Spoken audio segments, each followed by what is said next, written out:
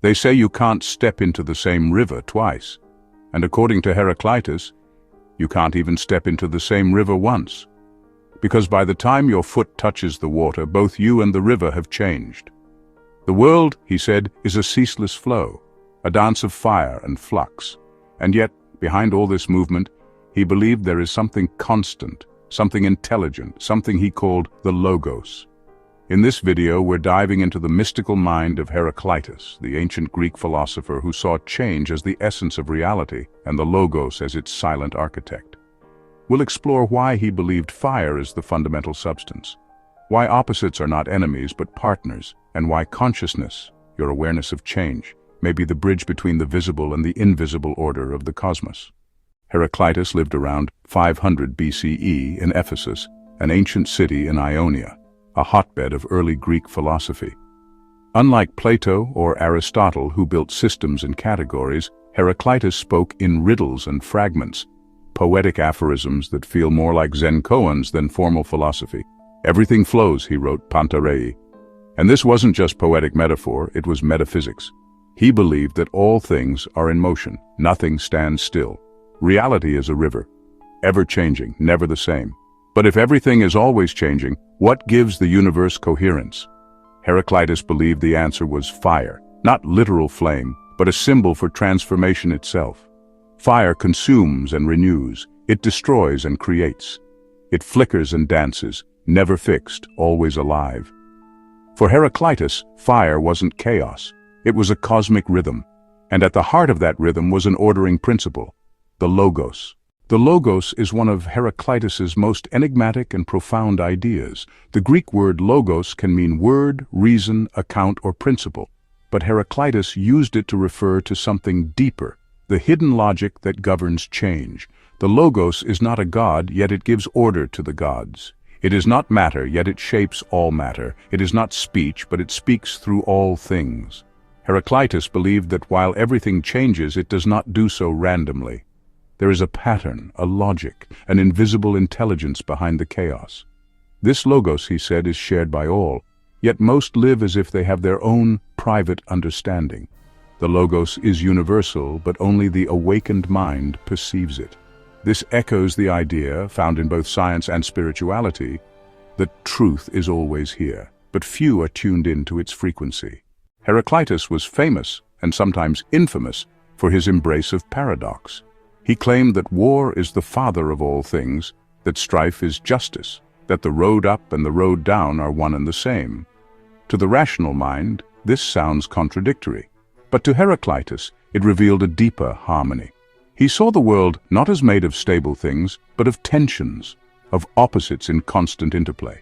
Life and death, day and night, waking and sleeping, all flow into one another.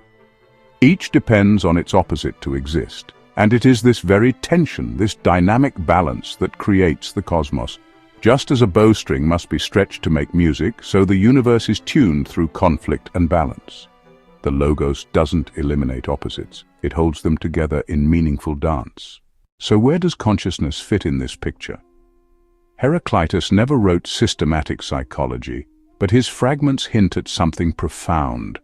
The human mind is not separate from the Logos, it is a reflection of it. When we become aware of change, when we contemplate life's impermanence, we're not just observing the world, we're aligning with its fundamental nature. In a way, consciousness is the mirror of the Logos. Your thoughts are not static objects, they're flickering flames, like the fire he saw in all things. And just as the Logos gives order to change, your awareness gives coherence to your experience. To live wisely, Heraclitus believed, is to live in harmony with the Logos, to stop resisting change and start participating in it consciously. For Heraclitus, the universe was not a machine. It was not built from lifeless parts. It was alive, burning, breathing, becoming. And the Logos was not a distant law. It was the soul of the cosmos. This view anticipates later mystical traditions, from Stoicism to Vedanta to modern panpsychism. The Logos might be compared to the Tao in Chinese philosophy, the way that cannot be spoken but that moves through all things, or to Brahman in Hinduism, the intelligent essence of being. Even in quantum physics, where particles appear to behave probabilistically. There's a search for an underlying order, a wave function, a symmetry, a guiding principle. Heraclitus whispers, "Look again, change is not chaos. It is intelligence in motion." Heraclitus didn't just speak of change, he saw it as cyclical. He imagined the universe as an eternal fire, periodically igniting and extinguishing itself. Like breath, the cosmos expands and contracts. This resonates with modern cosmology's idea of the Big Bang and potential cosmic cycles. It also resonates with spiritual views of reincarnation and karmic return, where nothing is lost, only transformed. In this endless rhythm, the self, too, is not fixed. Who you are is not a noun but a verb, a process, not a product. And freedom for Heraclitus lies not in resisting the flow but in surrendering to it, becoming conscious of the pattern and dancing with it, rather than being dragged by it. Why does Heraclitus matter today? Because we live in a time of profound change, technological, ecological, psychological. Many feel overwhelmed by the speed of life. But Heraclitus invites us to stop clinging to stability, to see change not as a threat, but as a teacher. The Logos isn't gone. It's still here, encoded in your breath, your thoughts, the stars above. To live in tune with the Logos is to awaken to the deeper structure of life. It means seeing the divine in difference, the pattern in the flow, the intelligence in the fire. Heraclitus doesn't offer certainty. He offers wisdom, not answers but orientation. He says, wake up, everything flows. And if you pay attention, the fire will speak. Heraclitus reminds us that consciousness is not a thing but a flame, flickering and aware. And that flame is not separate from the cosmos. It is the cosmos, made aware of itself. When you observe the flow of life, the joy, the pain, the impermanence, you are not just watching reality, you are the Logos observing the Logos.